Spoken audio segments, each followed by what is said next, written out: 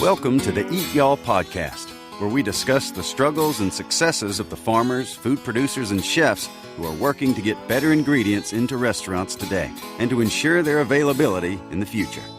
This episode of the Eat Y'all Podcast is made possible through a partnership with the New York Beef Council, an organization working for the cattle producers of New York in areas of promotion, education, and research. Learn more at nybeef.org. Welcome back to the Eat Y'all Podcast. I'm your host, Andy Chapman. I'm here with Mariana, and we are kicking off episode 45 from way up on a hill in New York State. Is that right, Mariana? Is that where Yes, absolutely gorgeous farm that we visited up in the Catskills. This farm is in the New York City watershed. And so very, very fascinating episode to learn how this farm and a group of beef farmers in their area have literally improved the water quality for one of the largest cities in the world.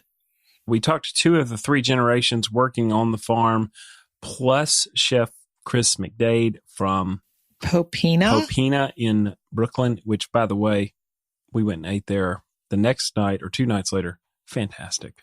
Yeah, must visit if you're in the New York City area. And what else did we talk about, Mariana? It was about 50 minutes. We had Dad Combs, son Ric Combs, and Patrick Combs was not with us, but he's the other one of the other farmers there. So we had two of the three generations, and it was pretty epic. Yeah, it was pretty fantastic. It was fun that Chris had his son Gus, short for Angus, on the farm with him. So just truly a family event. Jean O'Toole from the New York Beef Council and her team were with us touring the farm. But y'all, I just can't get past how fascinating it was to literally watch the water come out of the spring in the ground and to learn how they get it from the top of the mountain through their farm safely and for the benefit of the animals that they are raising that are just, the meat was fantastic. We ate it for lunch. Well, and the humans, right? They're using the same water spring system to feed, for the water for all of their homes. That's what they're taking their showers in. Yeah, so, and then it's flowing through. And New York City has one of the best, highest quality water supplies in the world, and they have an integral part in that, while also growing and developing a fantastically successful beef operation. So those two things can coexist. That's something I think is really interesting for us to learn about. And I bet most of us, I know I didn't think about where my water came from before I visited that farm. Or even things like the way they set up their water, they pushed back against all the people that said, well, you need a generator up here, you need solar panels, you need this, you need that. They said, no, they created a continuous flow system, which in Mississippi, 5 minutes from the water, I would never need, because they are worried about the 10 below week where the water would freeze. And so they literally thought through so many things to backstop their farm with the key ingredient that everything runs off of, which is water. So it's fascinating. Yeah. So if you've never thought about where your water comes from, this will be a really interesting episode. If you've heard news and media reports that are addressing environmental concerns with animal agriculture, this is a fascinating episode. If you wonder how water gets from one place to another, in this case, it does it completely through gravity without any intervention of electricity. Again, just tremendous amount of environmentalism coexisting with production agriculture. And I think you're going to love this episode. So we'll quit talking now and jump right into it. Thanks, everybody, for being here. And I guess I'm going to go around the room and just we'll start with you, Mr. Dick. Who are you and why are you here? Hey, I'm Ric Coombe, and I'm one of the founding members of Thunderview Farms, LLC. Very pleased to have people here at the farm to see what we're doing. Well, fantastic. And so this farm we're on was started by... Actually, my grandfather, was sort of a gentleman farmer as well as a pastor. My dad was a gentleman farmer also. And then my brother and I decided to get serious about it. And of course, our son and my nephews and daughter also involved. But my son got very serious about it, had the passion to operate the farm. And now we have next generation, two Cornellians from Ric's son and daughter, that are one studying to be a vet, the other one agriculture, and hopefully they'll come back to the farm. From a generational point of view, it's pretty exciting to see that business grow. Also, we've transferred it to the next generation already. In 2012, all land and assets were transferred over to the next generation. The business entity itself, Thunderview Farms, continues on. Everything's rented back $100 a year, but the transfer's been made. How important is that for you to see the legacy of something that your grandfather worked on? Your dad was obviously part of that. You're not 22 anymore. And to see next generations. Just very exciting. My brother and I both agreed that by 2012, we had agreed, let's get this transferred out. I think too many small businesses, especially farms, but small businesses of all type, they don't give up the leadership, the management, and pass that on to the next generation. And they surely don't move the real estate and the operation over. What a mistake. I mean, you work all your life to build a farm, and then you have to be so crazy as to not trust the next generation while you're alive. So my brother and I are ecstatic by the fact that now we're triple the size number of cattle, gone into the hay business, we have the beef business and purebred business, which is really exciting too. And so I hope more small business owners would realize while they're still operating in a sound mind and so forth, give it over to the next generation or the hired hand in many cases. The important thing is to take the dream and make it live and move on. That's amazing. And I love that. There's so many farms that they're just scrambling in their 50s and 60s to find the succession plan. And it's heartbreaking. Or 70s and 80s. Or 70s and 80s. They're like, what's going to happen? And there have been farms that I'm like, man, this is amazing. I would almost come, learn how to make cheese to do this. What does it take? Because this is a really cool thing. And so It's amazing that you guys have that next generation and the next generation. Speaking of that, there's a young man on the couch here. What's your name? I go by Ric. I'm actually a junior, but I go by Ric Coombe.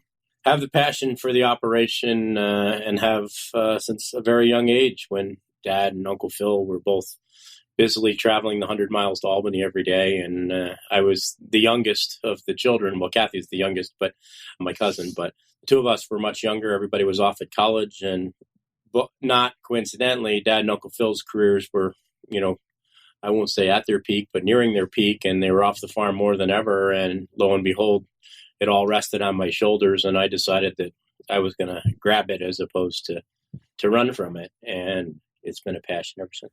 How old were you when that happened? 13, 14. The funniest story I can tell you, just to make everybody loves this story, I'll give you one little one, is that my parents' generation, my grandparents took them to the Otasago Hotel in Cooperstown every 4th of July weekend. So we were left here to take care of hay, and we were pretty good at it, Kathy and I. And, we were going hard. But we had this old Nicholson tedder, which is a rotary tedder that picked up the hay and fluffed it so you could get it ready. And this darn thing broke, just constantly. And I had just had an absolute enough of it. So I went in, and I was 16, and I called the local machinery dealer. And sure, they had a tedder over there. It was $1,500. So I went in, I ripped a check out of the checkbook, and I went over there and I bought a tedder for $1,500. And I didn't talk to anybody, come home, make the hay. I mean, we made like 3,000 bales of hay. I mean, a serious amount of hay. And, at that point, maybe $1 a bale, something like that. And called them up, said, this is awesome, man. We got this great new tedder. And I could see Dad's white face through the phone, right? It's like, there's no money in the checking account. There's no way you can do that. And he had to call and clean it up with the machinery dealer. And, ironically, the tedder still sits here on the farm all these years later. But, that was the difference that, quite honestly, and I was chided for it with my uncle a little bit because I said it to him at too young an age. But I said, I want to work with you, not for you. And that's been a part of the partnership. That's amazing. And our last guest is, and Chris, I want to introduce you, but I also want to say one of the cool things about the culinary industry is sort of like a brotherhood. And I was introduced to you through a chef who we did an event with 3 years ago in New York, Jean-Paul Bourgeois, who's literally from Louisiana and worked with a bunch of people I know down there. Thibodeau. And so, yeah, okay. Thibodeau.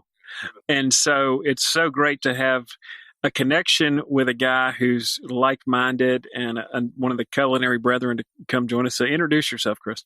Yeah, my name's Chris McDade. I'm the chef owner of Popina in Brooklyn. We use Italian food with the sensibility of the American South. I grew up in the South, all around Georgia and Atlanta, and which is part of what made meeting John Paul at Maialino so special, is because we kind of had like our own Southern thing going in this kitchen full of Yankees. And so, yeah, we kind of stick by that Southernness at Popina as much as we can. Fantastic. Mariana, did you have a question? She looks like she's got one. Well, just right out of the gate, I'm just wondering if we can dive into the question of where does the beef operation fit into the greater picture of agriculture here in the state of New York, and if you can just give folks who are listening an idea of what does agriculture in New York look like? Because as the three of us grew up in the South, and New York City has been, I think, and is a stereotypical picture of what New York, when you say those two words, what that looks like. And that is far from the truth, as we can see being out here on the farm today. Can you, Rick, kind of just give us a 30,000 foot view of ag and then the beef industry in the state?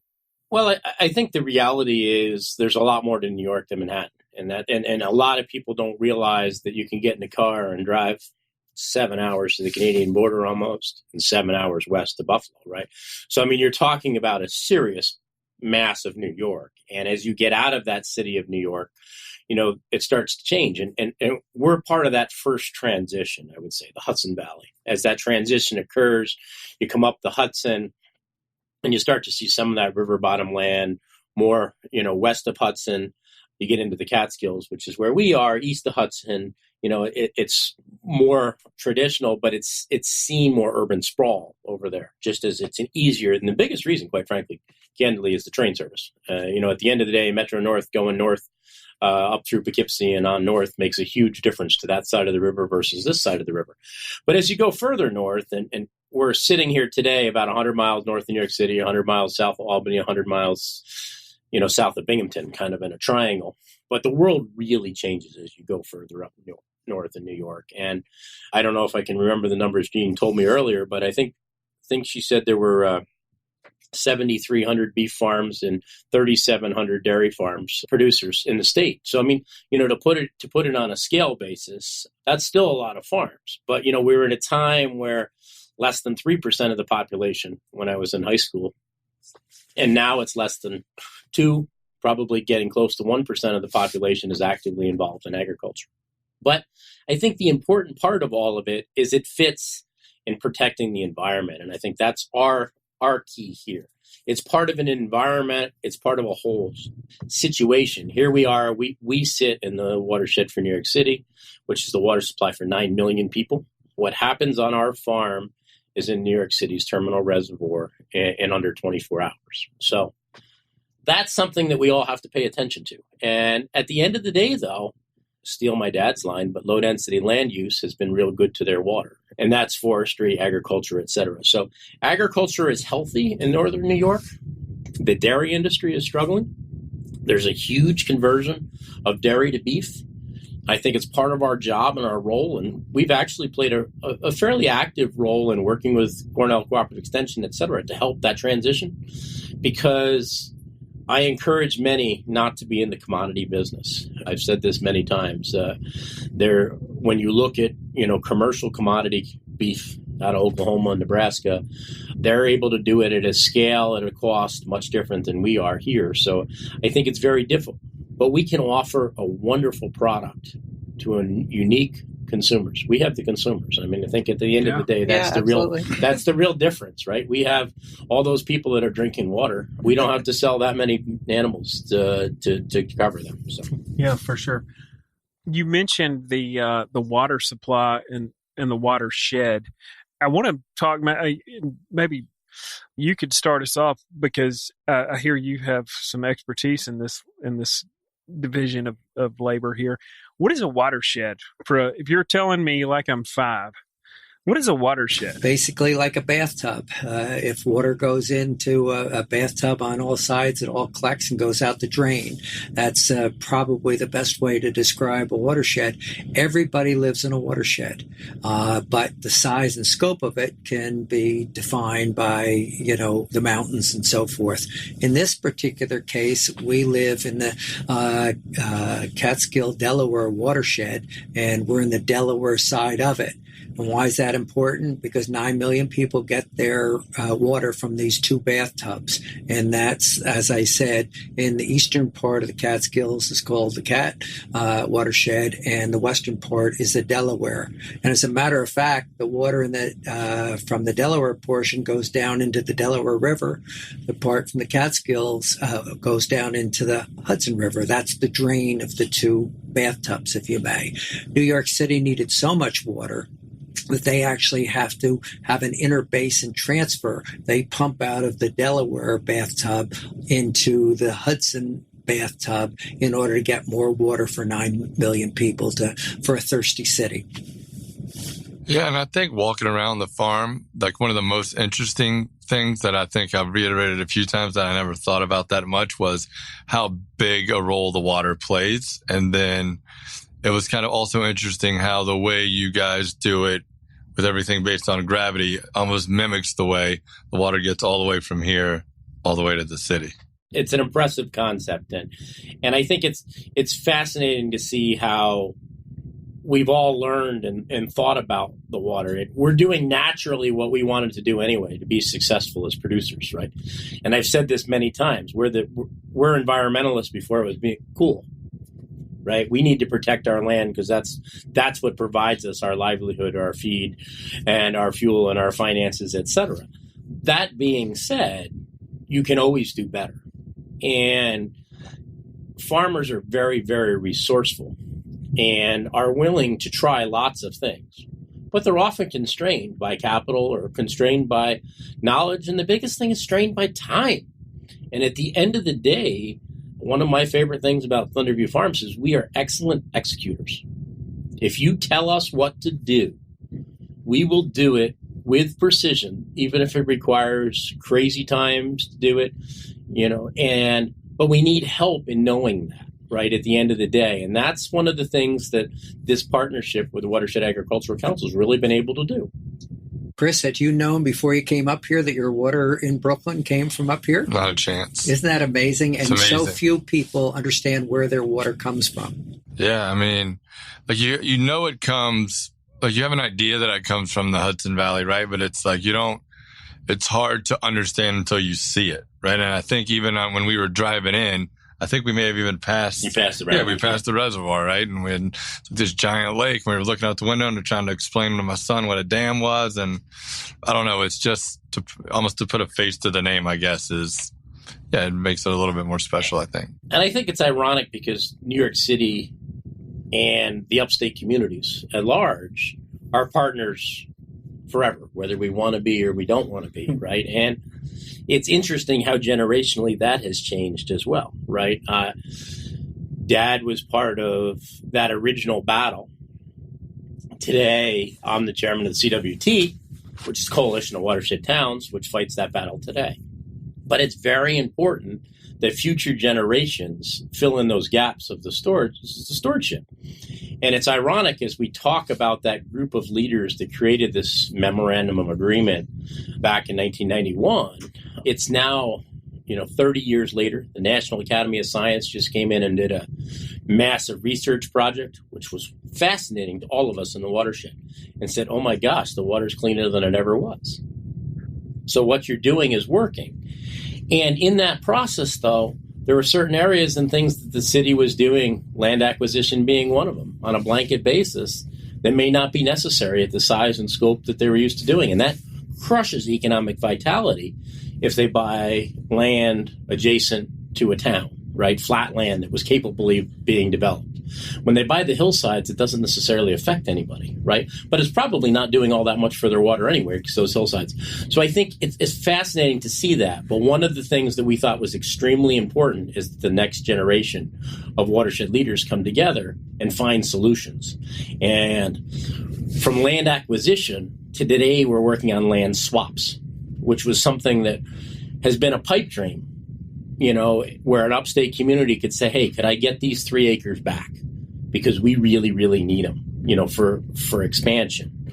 There was a store in Margaretville where they had to move the grocery store from downtown to the hillside. There was no developable land. And the city should step up and give that back, for a fair price. I'm not. So I think it's because what's going on is working. That it's evidence is there that it is working, and the water is cleaner, and so in turn. And both have to work. And the neat thing about the National Academy of Science, and I'll let Dad talk, is they said, remember that the agreement was twofold. Was to protect the quality of the drinking water, but also to protect the upstate communities. And the National Academy said that a lot of what is being done has not taken in enough consideration of protecting the economic vitality of these communities. Interesting. And ironically, historically, I was the opposite of my son because I personally negotiated the agreement with the city of New York for farm agricultural easements and insisted it be held by WAC. And if it goes out of business, it would go to the Nature Conservancy because I didn't trust the city. But one of the hardest things for me was, and I was just one of the farmers, but in this case, I was the point person. Why shouldn't a person up on a hill farm have a chance to get an easement just as much as a person in the valley? And we had to get over 90% of the farms to enroll in WAC. So the last thing we needed was to just have the ones along the streams. And it was a really, really tough battle. I'm not disagreeing with Ric at this time because it's evolved. It certainly land swapping makes sense, but you couldn't afford to have a city program that only paid to the farmers along the streams. You had to have, and we get 90%. It wouldn't have worked. We had to make sure the voluntary incentive-based locally led program that we set up in partnership with the city included options for all farmers within the watershed. And so that was one of my questions for you is how have you seen the things change through your career, whether it's how the beef farming, ranching goes, or the management of the water? Obviously, the water quality is improved, not just been maintained and protected. What have you done that has led to that success? So what are those specific things? Because I think that's something that folks don't, we hear, okay, the water quality is good, it's better, but why? What have farmers done to make that happen over the last decades? Reagan's Trust but Verify comes to mind. This wasn't kids' games. Our lives were at stake. They wanted to remove us. They wanted to buy up all the farms. They wanted to get the cattle off the farms. They wanted to put us out of business. And there were hundreds of farms in this multi-county Catskill watershed. So what they did is they set up, based on science, best management practices. We did 10 farms. We chose farmers that really hated the city. Why would they hate it? Because the city actually took their family farms to build reservoirs and pushed them up on the hill. And now the city's coming back a couple of generations later and saying, okay, you're on the hill, we're going to regulate you too. So it was a pretty adamant period of time. Your lives were at stake, your farms were at stake, your livelihood was at stake. This wasn't fun and games. So the outgrowth of it was that we decided the farmers would operate separately and the foresters community separate.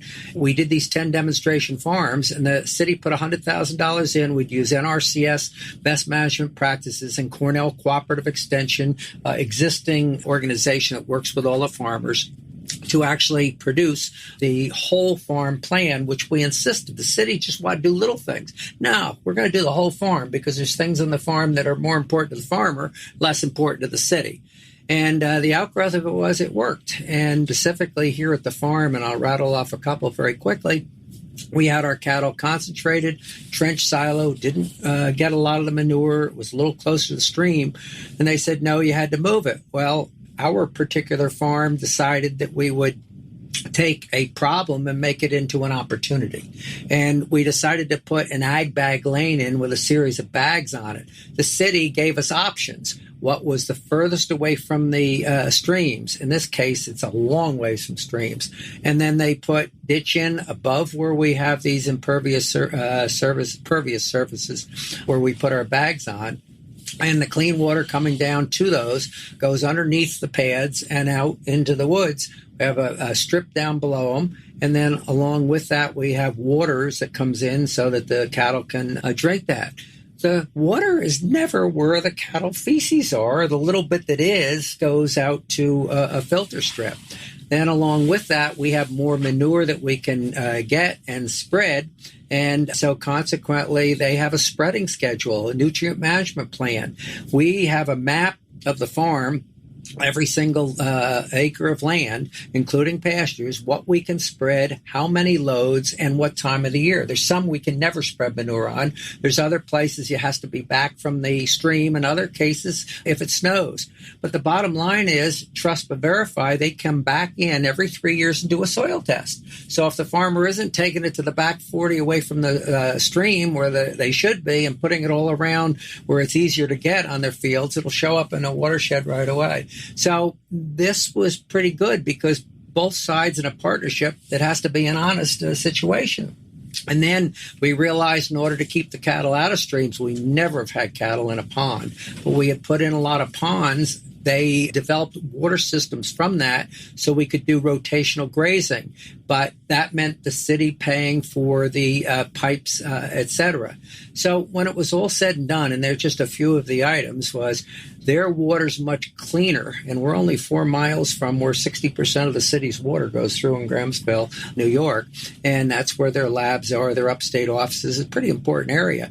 But they come in and they're finding the water's a lot cleaner. What are we finding? A lot less labor to feed our cattle. The cattle are a lot cleaner, a lot more manure, a lot less fertilizer bills to pay for. It's sort of a win-win situation. So as time went on, darned if we didn't end up with 92, 93% of all farmers in the Catskill watershed being in the watershed ag program, and water's cleaner. So I guess I get a little feisty, but it worked.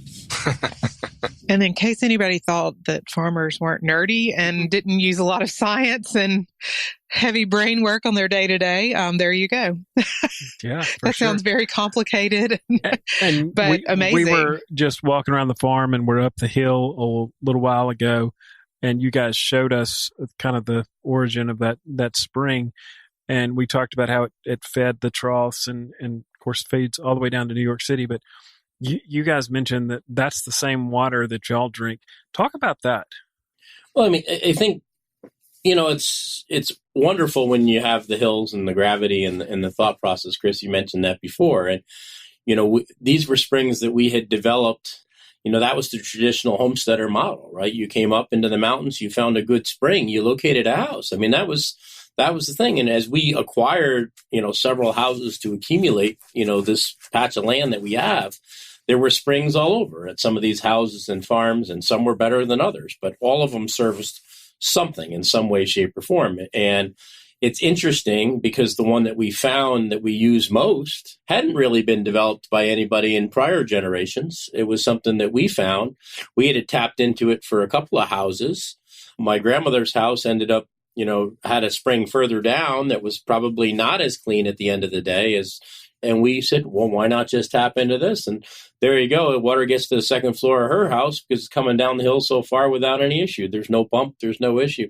So, at the end of the day, it was a clean water source that we were able to improve further. What it means to improve a spring is build some extra capacity in. You had a situation where water was just flowing out of the ground, running down a stream or a ditch and going. And we said, well, we'd like to grab some of that. So we're going to put a hole in the ground. We're going to put some gravel around it and make it, cleaner in a bigger area. We're going to let that flow into a couple of bigger storage tanks, right? So we have a little more capacity. But at the end of the day, once those capacities reach, the spring overflows again, just like it, used to, but it gives us a reserve. And then we piped that system for nearly a mile all the way down. And it's fascinating. But the other key part of that for us is it gets pretty cold up here in the Catskills, a little warmer than Mississippi. And When you're sitting here at 10 below, one of the things cattle farmers really hate are frozen waters. It's a nightmare. And unfortunately, on those coldest days, or when you're experiencing that, we never like to rely on power. Not that we have terrible power up here in any stretch of the imagination, but again, when does power go out? In a big storm on a nasty day. So not only did your power go out, then your electric fence went down. So that's good. Cows are now getting out because they seem to be able to smell that. At the end of the day, and I actually truly think there is a little bit of a field around the wire that they can sense when it's off, then your waters freeze and you're out there trying to deal with all that. So we became big believers in gravity and big believers in continuous flow. And again, because we're using water that would have just come out and gone to the stream anyway. We're not pumping water out of the ground to do it. It's just we can leave those waters running. And at 10 below, the water is open for the cattle. We did a Facebook Live here on one of the coldest days this year, and the kids were putting their hand in the water at the trough. And it's pretty amazing to be seeing that it was like 10 degrees or even colder, I think. And the wind was blowing and plenty of open water. So just and zero energy consumed during that process. Yeah. I mean, I think that's really cool. There's no pump. It just gravity and nature working. And they came in here very quickly. Just one more little ramble on that is they came in, wanted to put pumps, wanted heaters, wanted systems. And I said, no. We improve more. We think of the long term so that we're not spending energy to do it. Did you go looking for that thing or did somebody just stumble upon it? What, the spring? Yeah. I think it, generally was a wet spot. You'd find these wet spots and then you kind of check on the wet spot in August when it was drier and you say, wow, this is a better spring than the other, but that's kind of how it is. There's been others on the farm that we have not developed. There was no house around this. Even the old housing, whole lots where houses were always around springs, but no housing there, never was in history or anything. And we had purchased a farm, and the widow, untimely death of an elderly person with a tractor accident. She wanted off the farm, but wanted to stay in the area. So we bought the farm and put up a modular for her. And we needed water. So we used the spring. 5 kids growing up right across the street with lousy water supply all this time. They decided we'll hook up to that spring too. Now he's hooked it up, Rick, to the feed hundreds of cattle. And so it was always there and an undeveloped spring just coming out of it. That's so amazing. Yeah, it's sort of odd. Have to treat the water to drink it here? We just had back to your question before, this is a two-way street. The city's pretty tough. They committed test the water because of a new program we're in that Rick can speak about later. So we tested all the water and it was really, really good. One of the things we didn't show you on the farm was we have 9 ponds. A couple of them are pretty big, but that spring also goes down into a pond. So when there's a drought, if there is a drought, we can simply turn a lever and we have a pond that'll gravity feed. Unfortunately, some of the waters are too high elevation, so we have a second group further down, which we just turn off a valve, open another valve. So if it's dry for a couple of months, we got a pond from that same spring, even if it's not overflowing. So we've put a lot of thought into water because when we were younger, as I said earlier, my brother and I, way before any children were born, or maybe my 2 nephews were, we had a drought where we literally were running out of water and actually bringing water up to the farm. And we only had a few cattle. So we immediately went to ponds and got serious about water. And it's been a wonderful thing ever since. That's amazing. It's really kind of magical. I mean, the idea that it goes all the way to the city without any pumps or really any intervention. It's gravity all the way down into the city there's no pumps until it reaches the island of Manhattan. It's just incredible.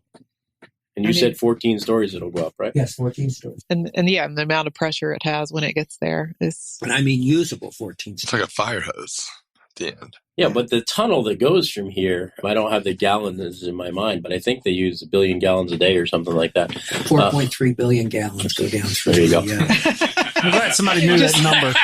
Just a few I had gallons. to fight the water wars, guys. This wasn't fun. It's such an essential component of life. And like you were saying, Chris, I think we just take it for granted. And so much thought is going into it. And these guys are raising cattle, beautiful meat we just had for lunch, tastes amazing, but doing it all while literally improving the water supply to one of the greatest cities in the world, I think is just seeing is believing. I mean, we got to come here today and literally look in the spring where the water was gurgling out of the ground. And I think that's pretty amazing. Emphasize one thing. There's very few communities in the United States of America that has unfiltered water. And when you think this is the biggest of them all, and the 90% of their water from the Catskill is unfiltered, the 10% from the Croton does have a filter. Wow. And their filtration costs were estimated to be north of $12 billion now. Oh, yes. And building the plants. Can you imagine filtering the cost running a filter for 4.9 billion gallons a day? I mean, mind-boggling. Few pittance they paid us to make sure we keep the clean water makes a whole lot of sense. Well, and to do something you want to do anyway. I mean, this is not something you're against. It's something that as a farmer, you want to do the best thing you can for your land to start with, but the resources sometimes to do the best thing. It's the simple. It's a partnership. Yes, it's very much a partnership. And so many of them are the simple things. And we're constantly trying to educate the engineers, because I'm not an engineer, but I know what can be done. And I had a long debate with them about this spring, whether the capability was there or not. I said, well, science can tell us the answer to that. All we have to do is hook up the pipe and measure the rate. And they're like, no. I'm like, dude, man, I did okay in calculus, but you don't need calculus. We can figure it out. And we did, and we proved it out because they wanted me to start instituting pumps and electricity and all those things, which they're not out there when it's 10 below and that heater failed for whatever reason on that bad day, right? I don't want to give those things up because our operation is also very much based on low labor and low labor inputs. And that's important to us. I don't start a tractor in the winter every day to feed cows, and I don't want to. And I don't want a pump to start. I don't want to, to rely on electricity. And we're excited that all our electricity that's used on this farm for our freezers, et cetera, is all renewable on solar and wind, and that makes us feel good too. Yeah. And it helps when we get a product out that somebody like yourself could be interested in. And how does what you've done on your farm, how did that impact the greater community in this region, the ag community? I mean, obviously the city is tremendously affected, but your stewardship here has kind of rubbed off on others, right? I think it's really important. I mean, the program itself, obviously Dad spoke a lot about what it's done, and 93% of the farms participate in telling our story. I think, it's wonderful to tell the story, not only locally, but globally. And when we were involved with the NCBA, it gave us the opportunity, to tell the story, but to get into the largest market in the country, right? And tell that story about quality water. And it's really interesting that we won the national award in 2018, and it took us till 2021 to get that story really told in the New York market, which was frustrating. It was a goal of our family, and we have a decent number of connections, and we've been involved, and the city was on our side. We, in the watershed, and everybody was, but we couldn't get that story written. And then for Earth Day this year, CBS News came. That's awesome. There you go. I love it. Well deserved. And I just wanted to take a quick break from our beef conversation to thank our friends at the New York Beef Council for making this episode possible. A small bit of thoughtfulness in where and how you source your food will make a big difference to your health and to the sustainability of family farms like these producers that we visited in New York State, who work hard every day to bring only the best to your plate. Again, we're so thankful to the New York Beef Council for hosting us and making this episode possible. So I want to kind of switch gears and go into the beef industry. And of course, Chef Chris is here and we've got a beef cooking expert over here. I mean, he had Gus here today, Gus is short for Angus. So, if we doubt whether he loves meat or not, Yeah, it's pretty hardcore. But I'm really interested in helping people understand the supply chain in the beef industry. And we've just come out of a really crazy year where some would say the supply chain broke. At best, it was strained. In the greater sense of all ag industries, I think, across the board. We think about the division of sending food to restaurants or food service packaging versus how many groceries go to grocery stores. We went heavy grocery store and there was a bunch of food that wasn't packaged to go to the grocery store. And all of a sudden, the average American has heard the word supply chain. Some people for the first time. Chefs and restaurants are more cognizant, I think, across the board of where their food comes from and how it gets to their restaurant. And so I'm really interested in helping people break down just a little bit of the supply chain game and you explaining where you fit into that. And I know y'all fit in a couple of those slots really with this farm, right? How do you say, what does that word mean to you? The term supply chain, which has been broadly used in media, and then kind of just describe your place in it. I think at the end of the day, we produce a product, which is a commodity. At the end of the day, we produce beef. And it's interesting because as a registered breeder of Angus cattle, there's more to that animal than beef in my mind. I've always enjoyed having the quality of the cattle as well. I don't want to just look at cows. I want to look at good cows. And there is a difference. There's a difference in their longevity. There's a difference in how their feet get to the ground. There's what's their capacity to raise a calf? What's the capacity to build that legacy? But at the end of the day, and it's one of the things I preach to many of the breeders in the state and others that I talk to, we are in the beef business. And we should never forget that our end product is what we put on the plate. And I think from our perspective, the supply chain is how safe is it?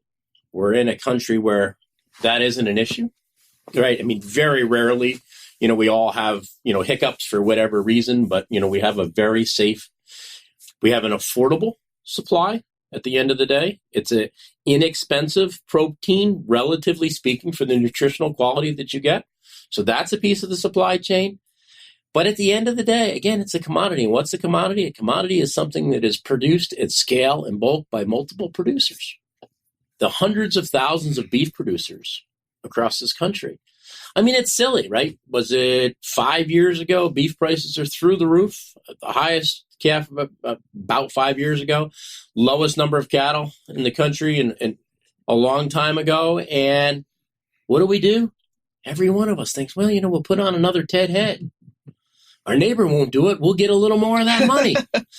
Yeah, well, quite a few neighbors did it. And all of a sudden we kill ourselves, right? I mean, that's the commodity business, unfortunately, right? Because if we all got together, and Rockefeller said we couldn't do it, or Rockefeller got in trouble for doing it in the oil business many, many moons ago. Scarcity is a good thing to some extent. It's not good for your end of the business on the restaurant side. So I feel we have a stable, safe, cheap, affordable supply from lots of different producers.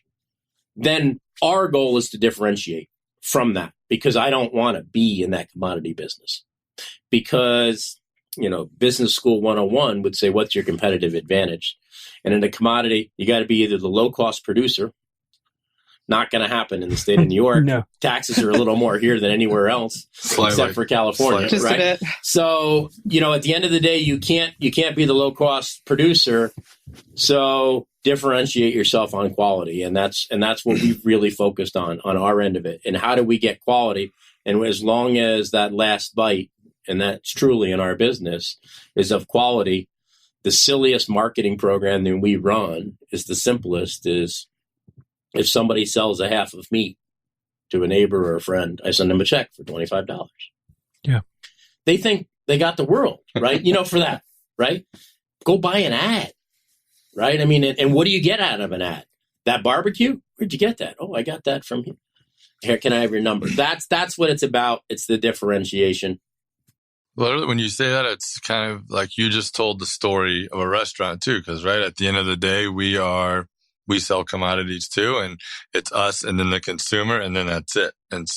But where you were saying, to me, it's more than just like looking at a cow. It's like all these things about it. It's the same thing for us, right? It's like where you're kind of the storyteller, or you're the story maker, and we need to be able to tell the stories, which is what people love, right? And what makes them pay a few extra dollars for whatever the steak is that they're getting, right? So, because it's like when I go home now, if we bring some of your beef and we get it in the restaurant, and I have like this one-on-one story about how I sat down with the son and the dad, and we like walked around the farm. It's like we will not be able to sell it, right? And so kind of the same way that you were talking about it being, at the end of the day, it's a commodity. It's like that's true, or you say you try to, use quality to separate yourself from everyone else. It's like we do the same thing, but what you guys do just makes it easier for us. Yeah, and I've heard, it's funny that you mentioned that. We interviewed a chef that is the chef at the Beau Rivage and MGM property down in Biloxi, Mississippi. They do 5,000 covers a day, and they're across their things. And he said, unequivocally, he said, if I know the story about something, I train my staff, 10 hours a week on menu things. So if I, as the executive chef, learn the story, I can transpose that for my servers and we can sell whatever it is. And then we can sell it at a better price and the customer is going to like it better. There's all these things, these elements of satisfaction where if there's something that's got a story, it does taste better. Yeah. And at the end of the day, it's like, as chefs or restaurateurs or whatever, it's like we guide what people want to eat and how they want to eat.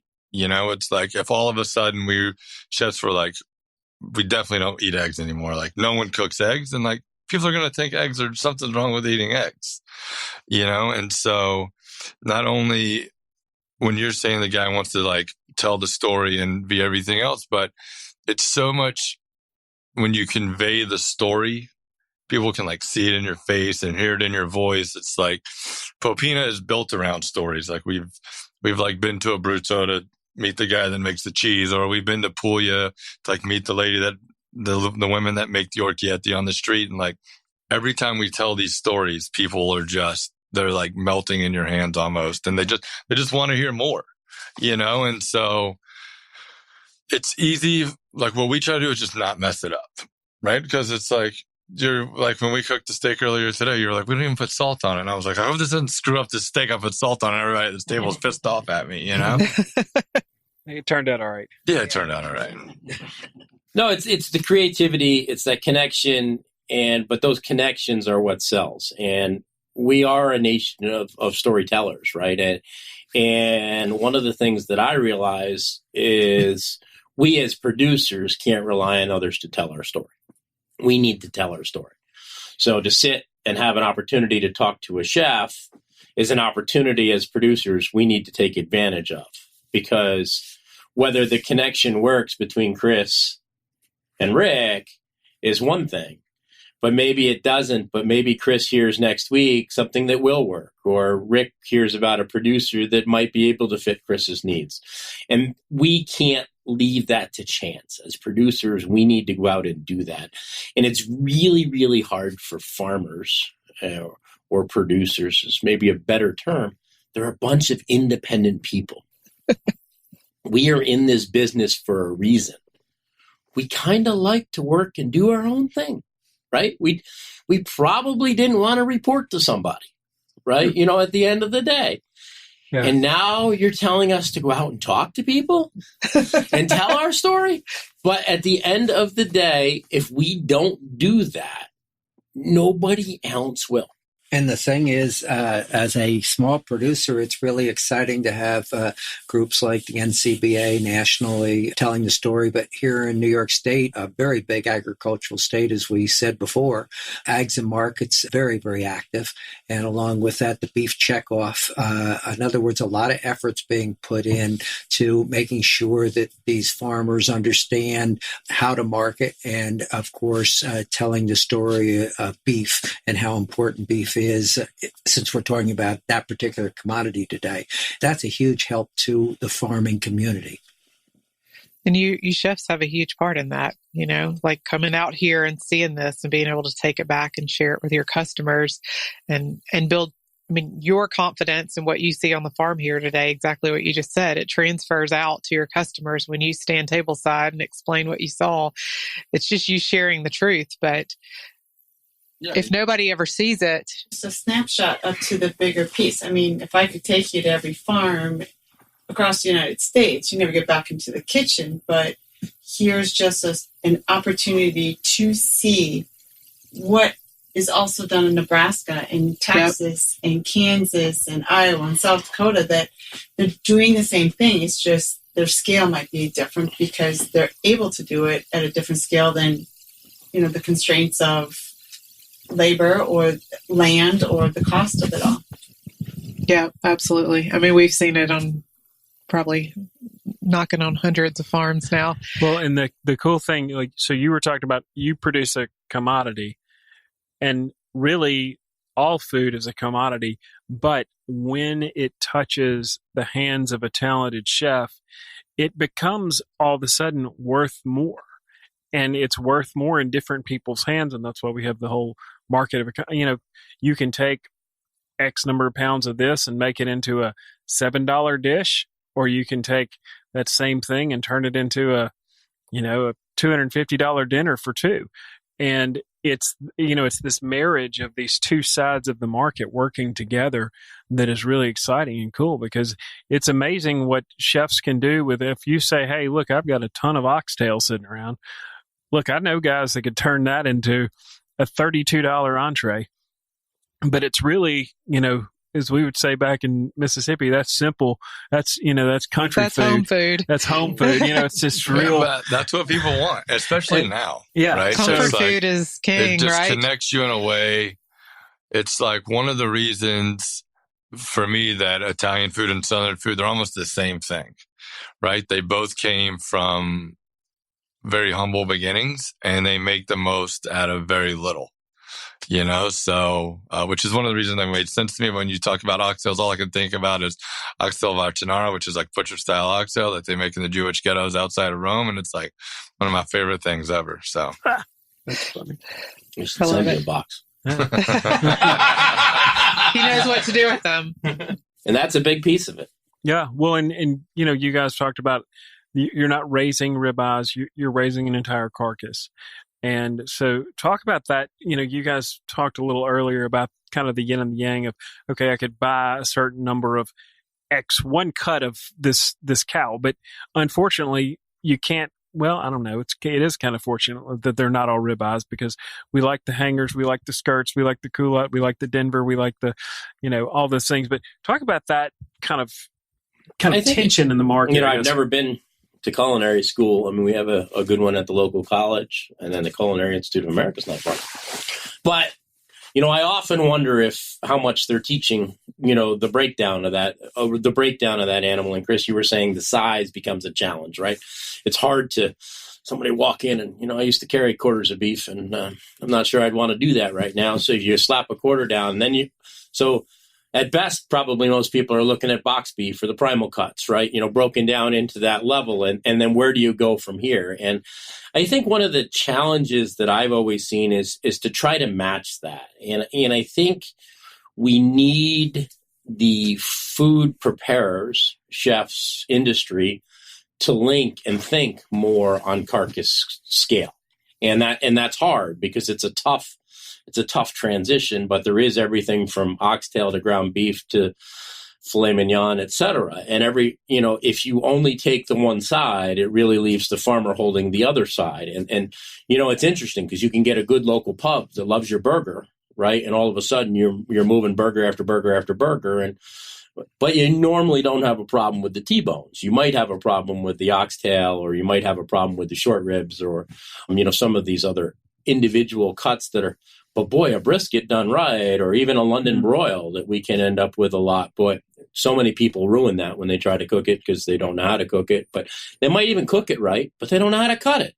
And they can't slice it across the grain, right? So it's the simple lessons of culinary arts that sits there and says, hey, if you really want Thunderview Farms beef in your restaurant, then you got to say, hey, yeah, Rick, I'd like to take an animal a month, and I'm going to feature it a couple of nights a week. And yeah, I'm only going to have one night where there's only the 14 ribeyes come out of a whole animal, right? I mean, that's the perspective that people have to think about. Sell the reward, sell the scarcity value on that. But at the same time, you could have a nice ground beef meatball on your pasta that would be wonderful. For sure. You think we would eat enough burgers in this country that make up for the ground beef? Yeah, but unfortunately, the average life of a dairy cow is less than 4 years, as I said, and that's where most of your burgers are coming from. Unless you take brisket, chuck, and short rib and start blending meats to make a really Shake good Shack burger. We have have a beef producer, and he basically said, and it kind of fits, is that the passion that these producers have, and the passion you have, and he was a butcher, are doing that animal disservice by cutting it poorly or cooking it poorly. Yeah, for sure. So, you can't lose that passion in each of those areas. So our job is to make sure we're educating the butchers and bakers and the candlestick makers. I mean, that we're educating, the chefs, and we're educating the butchers, and then we're educating the consumer when they go to your restaurant and say, oh my God, that's really good. I want to try it at home too. It may never be as good as what you made, but at least they try to copy it, but they're going to come back to you because of that last taste that they had, that they want to have that experience at your restaurant. I mean, hopefully it's not as good as what I do, or I'm in real trouble. Because there's always that secret ingredient, and that's love, and the passion that you put into it. Yeah, and there's everything that goes on around you. Exactly, the ambience and the atmosphere. Yeah, for sure. And salt. Yeah, lots of salt, as you guys saw earlier today. Yeah, that's really good. What's the hardest part about your job? I think it's the consistency and the challenges of the odd hours.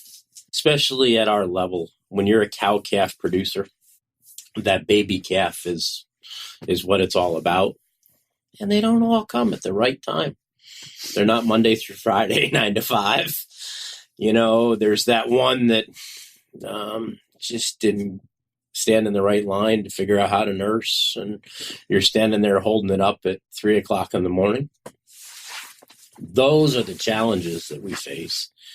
And it's not going to get done. I think that's the difference. I hate to say that when we talk about the huge scale. I mean, there's some large cow-calf producers in the country, no doubt about it. A guy was bidding on our bull in West Virginia that was a 750 cow-calf operation. It's a pretty good size operation. But those are the hardest nights. You're exhausted. But that animal's relying on you. And gestation on that is how... 283 days. 283 days. So it's taken a lot of work to get to that point. You got to that point, and, it's interesting. I wrote in the Angus newsletter back in winter is, get your stuff together. Make sure you're ready for these calves. The simple things can increase your odds of success so much, whether that is, we talked a little before about iodine on the navel. The calf is born, that it's the number one place to enter disease. If you dip that iodine in navel, you got a 99% chance or something of success. But a lot of people leave it to chance, right? Why leave it to chance? Take that element out of it. Get a little colostrum, because that first milk is what really saves the calf. Have some, either frozen or mixed. It's available in a powder form. The good stuff's expensive. When I say expensive, it might be $20 a bag. But you know what? If it saves that calf, that ultimately is going to generate a couple $1,000 for you. You can't raise what you didn't save, right? And too many people with 10 cows are happy if they get 6 calves. The other 4 ate all the profits of, the rest, if there were any, right? So that's the piece. And I got to tell you, that is the hardest part. It's the part that I worry the most about passing on to the next generation. Because you have to have those patients, to actually make it happen. Otherwise you're going to lose those calves. When you're up at 3 a.m, right, and you're like holding this calf's head and guiding it to, its food, is there any do you ever get any sort of like personal connection to these cows at all? Or I mean, I think one of the things that really resonates with me is cow-calf is the best part of our business is seeing those baby calves born. We can talk about the other side of our business, but that's the reality of our life. But our job is to make that happen. So on a personal attachment, yeah, but there's a high level of frustration because this little critter is not the brightest one. He didn't stand in the right line or something, and, you're sitting there and then you're like, but they still need us, right? You have to go do it. And I think that's the differential in the kids. I mean, I often joke my daughter's into rabbits and she does a great job with them. But you know what she does? She feeds those rabbits every day that she was here. She happens to go at 9 o'clock at night. I have no idea why she always wanted to go out late and do it. Never made sense to me. But she took care of that animal because they relied. And that's 4-H. That's FFA. So that connection's there. You have to realize it. You lose it. I mean, I've had this debate with people. What do you do when you raise a steer to sell, in FFA or 4-H? And then you sell that at auction. It's hard. Yeah. What about you, Chris? What's the hardest part of your job? Right now, just labor is the hardest part for us. It's impossible. So, and this started before the pandemic, but basically what's been horrible for New York City has been great for every other city in America, because now you can go to Nashville and get great food, or Atlanta or Biloxi or wherever, and I use the South just because it's like the fastest growing food scenes in America. But you can go to almost any small city in America and find someone that worked for someone that was good, and then they just want to bring that back to their hometown. So labor was challenging before COVID, and then once COVID came, it was impossible, because much like what you were saying, it's like we work long hours, and we have family. Like my day, I usually at the restaurant at 8 and I get home at 11, right? So that gives me an hour and a half in the morning with my son, and then nothing after that. And so I think once restaurants were forced to close and people took their foot off the gas of just go, go, go all the time, because you just didn't have time to think about anything else, people were like, that ain't so great. There's got to be a different way, or a better way of doing it. And so I think a lot of people in restaurants are creative types. And so they found other ways to be creative. And maybe they liked cooking, or, maybe they liked serving wine, but they also enjoyed making voices for cartoons. And so they went into doing something like that instead, But what it has done is it has made everyone, basically we pay more and we charge more now than we ever did before. So hopefully everyone that comes and works for us makes a better living, because we're able to pay more money. But we just pass that on to the consumer. It is challenging to find people to come work, but the people that you do are the ones that stuck it out and are in it for the long run. So I feel like the people we're getting now are better, if that makes sense. Yeah, that's cool. Yeah, I've kind of joke with people that the only people left in the restaurant industry are the ones that are really passionate about it. So in a lot of ways, you get a better experience in many get better places. Food. Maybe you have to wait a little longer at your table for service or whatever, but it's our meal. It's our time together. Just enjoy it and slow down a little bit and be patient. But I think what we're seeing hit the plates is probably the best it's ever been. Yeah. And I think, like you said, before, people were everybody's in a hurry, at least in the city, right? Let's go, let's get in a hurry. And now everybody they're just glad to be outside around people they know. And so they don't care if their dinner takes an hour longer than it used to. They don't want to go anywhere anyways. Yep. And now we're like, okay, let's go. We need to get up. We need to sit somebody down there. We need another plate. Right? Gotta turn those tables. Yep. All right, Marion, you got a couple more questions before we do the lightning round, or we? So I'm really interested in what Chris's first impression was when he drove up to the farm, and then just kind of as the day went on, what stood out the most to you, and what's going on in that chef brain as far as how do you take this home, and what do you do with it? Yeah, well, the first express, that was 3 questions. Yeah, so the first thought honestly was we pulled in, and I think they were the first cows we saw, maybe the second group, but they were on the left, and there's a bunch of babies, and my son was in the back seat, and it was amazing. And everyone started mooing, and he loved it. And so right out of the gate, I was like, if we went home right now, the whole 3-hour drive up here would have been worth it, just to see that. And then we pulled in, and I don't know, it's everyone was so welcoming and so outgoing and charismatic. You're not shy on personality, you know what I mean? And neither are you. And also you're they talk about the genetics getting passed around. And it's I'm younger than both of them, and they're both more sprightly than I am. But it just kind of set the tone for, I think, about the attitude about the way the day was going to go. Right. And it was educational, but you felt comfortable. And again, I can't get past the water part. It just blows me away. And it's I almost feel like your job is less cow, more water sometimes, and how important that is, not only for your farm, but for my restaurant back home. We use the water you keep clean every day. You know, we may never see a cow in our restaurant that comes from your farm, but the water we literally see every day. So I think the water was my biggest takeaway until we ate. And then once the meat came and, you know, you had like the beautiful yellow tinge of the fat and the marbling was perfect and there wasn't a ton of fat on the outside. Like there wasn't a lot of fat, but the fat over there was so good. And it's like, once we cooked the steaks and we were resting them and me and you were sitting there trying to taste, like the first thing we did was taste the fat, right? And so, no, but you can just tell from, like I said, the attitude of you two guys that I could have just heard and talked to you guys for 5 minutes and knew the steak was going to be good, you know? And I don't know, it's kind of, and also the fact that, you know, you gave it to him and somebody gave it to you. It's like, that's so inspiring. And I hope that one day, like, I mean, actually, I hope Gus doesn't want to cook in restaurants and he goes to like Cornell to be a scientist maybe or whatever else. But it's nice that you guys are able to like create a legacy and pass it down. I think it shows through everything that you guys are doing. Thank you. And we're definitely going to stop by and get to Brooklyn at some point and give it a try. We're excited to tell our story.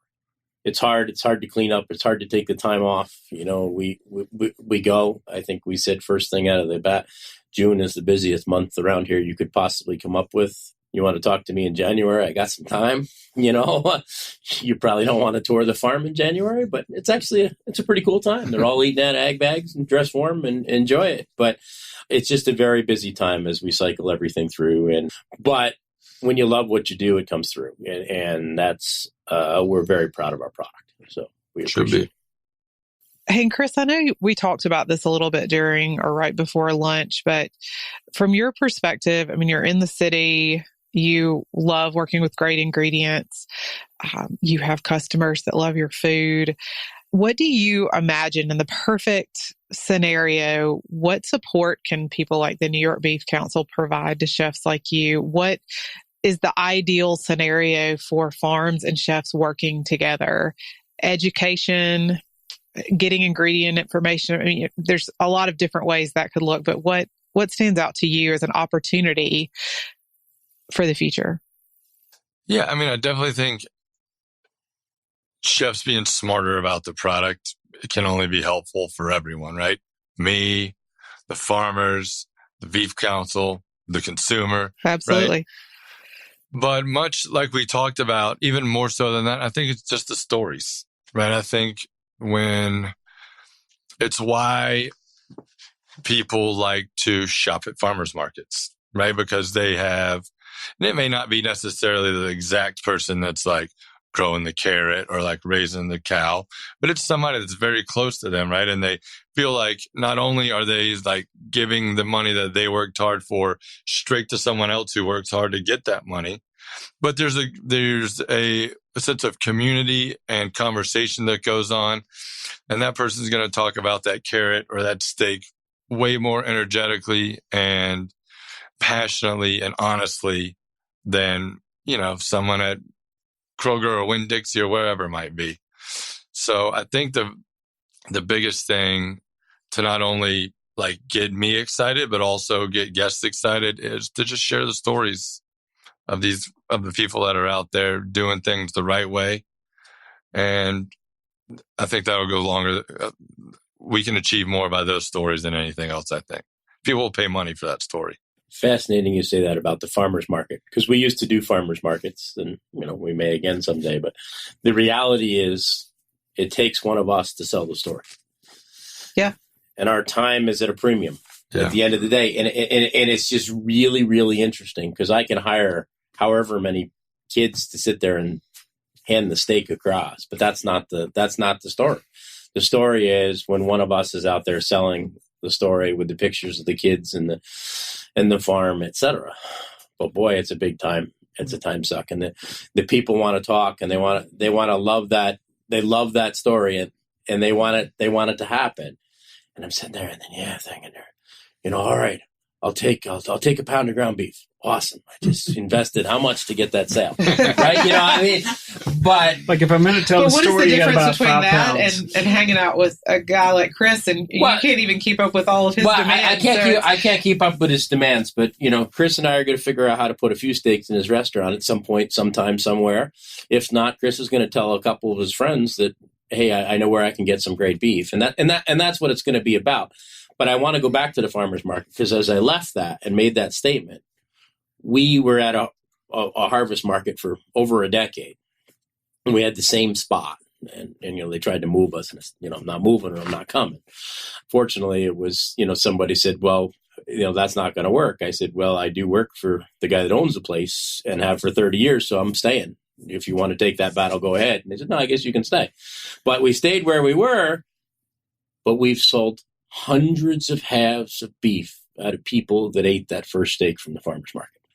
So you have to look beyond that farmer's market. The average day there sometimes doesn't equal a half of beef. No, not sometimes. Most of the time doesn't equal equivalent of our beef. But I could list the number of customers that have bought a half for the last 7 or 8 years as a family because they got their first steak out there. So that's what you lose when you don't put in that time, at the end of the day. The old lifetime value of a customer. They probably teach that at Cornell. Yeah, well, teach a few things there. Hey, before we jump into the lightning round, I hear that Chris has a little project coming out soon, and I didn't want to wrap up before we talked about that. I do. So June 22nd, I actually have a book coming out, which this is about as far from cattle as you can get, but it's all about cooking with tinned seafood. So, yeah. But in the book, Team's check's gonna bounce. So actually, I'm doing a demo with Surf and Turf, maybe. Yeah, well, so actually, I'm doing a demo on Friday, like a cookbook store, and one of the recipes in the book uses anchovy butter, but it's on a ribeye. So it's like there's different ways to cook. It's not just like open a tin, put it in a salad, right? It's like maybe you stuff something in a piece of lamb, or maybe you pour the butter on a piece of steak. So there's other things in there that are not just tinned fish, but it's a good way to just show people the diversity and the different ways you can use those. It's funny, and I wish I could remember the name of the chef, but we have a chef here in Grahamsville at Neversink Store that actually does a lot of catering and all, and was under a chef in the city. I can't remember which one. And at the Javits Center each year, they have a cook-off. They didn't with the pandemic, so they took our oxtail down there, and he came in second. But it was amazing because they wanted to have the farmer go down, so I was the sacrificial guy. Everybody else stayed. So my wife went down, and I went down. It was amazing to see all these chefs and, this huge center with all the people selling different things too. But it was very fascinating. And wow, was it some dish. They had a short period of time to do it. They had to whip it up, and then the competition. That's awesome. And so the name of the cookbook is? The Magic of Tinned Fish.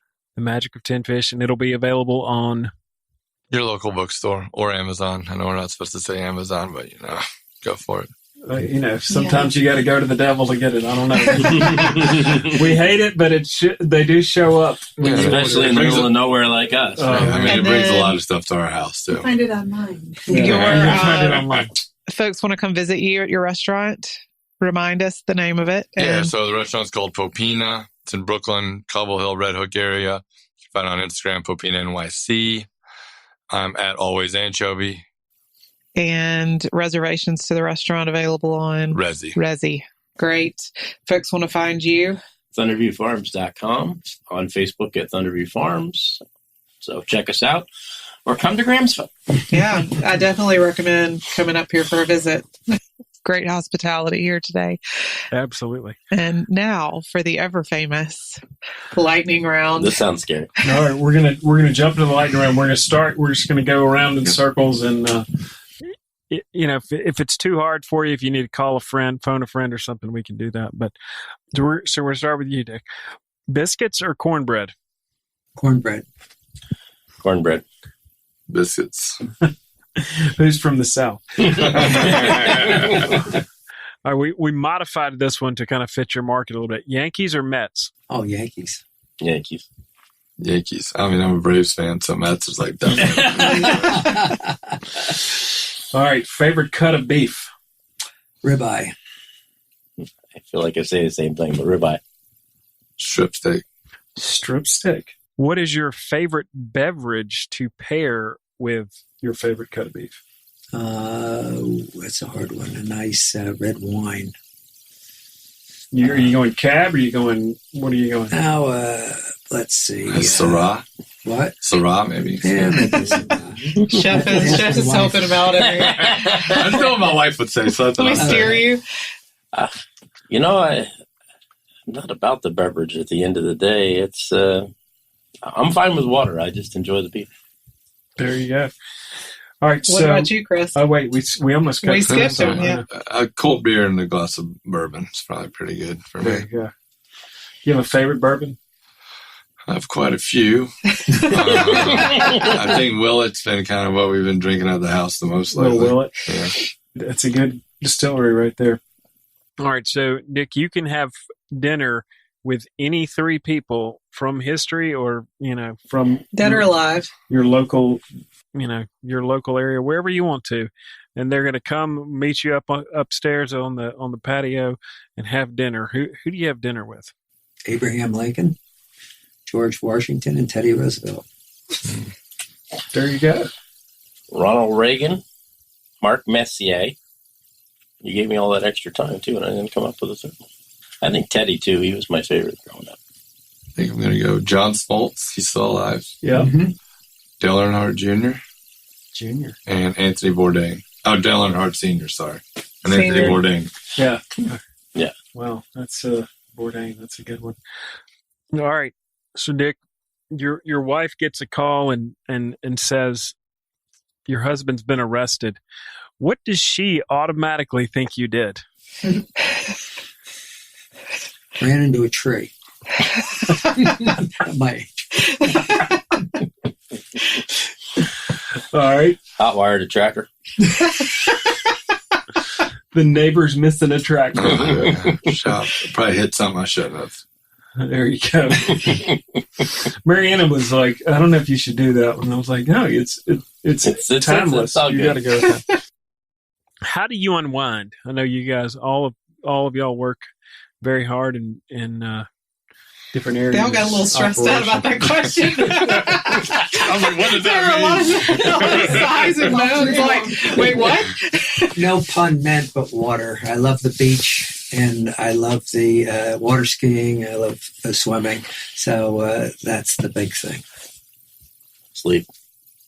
Sleep's good. I'm a huge fan of sleep as well. Yeah, I would say sleeping at the beach, actually. It's pretty good. Chris got to one-up everybody. I'm taking the best of both worlds. Two dudes are smart. 1 year from today, if we were to meet back here with your favorite cab or water or bourbon, Willett, whatever it is, what are we celebrating? We had the champion bull in the Angus breed in the United States of America. Oh. Wow. A lot of pressure. Graduation of Patrick from Cornell. That's good. That'd be awesome. Too. Yeah. 5 years of Popina being open, which is like a hard mark to get to in the restaurant industry at 5 years. Absolutely. Well, thank y'all for being on the podcast with us today. It's been a real treat to be up here. I can't tell you enough thank y'all enough for having us, and Gene for helping make all this happen. And I know it's terrible to have to see all the views and the reservoirs and the we did take a lot of pictures though, so the whole thing. We'll be sharing some of that. This was an adventure to get up here, but man, wow, it's beautiful. Yeah, thank you. Incredible hospitality. Chris, thank you for being here. Oh, thank you. Thanks for cooking lunch on the spot. Yes, thank you. I'm sorry to have thrown that on you, but it would have been too much pressure on me. It didn't take much. I didn't have to twist his arm here. I'm like, hey, would you like to cook lunch? If we gave him some gas, it'd be easier. You've been listening to the Eat Y'all Podcast, hosted by Eat Y'all founder and chief relationship officer, Andy Chapman. If you enjoyed this episode, it would mean the world to us if you'd join us in our mission to save family farms by subscribing and leaving a review. Even better, share this episode and follow us on your favorite social media account at Let's Eat Y'all.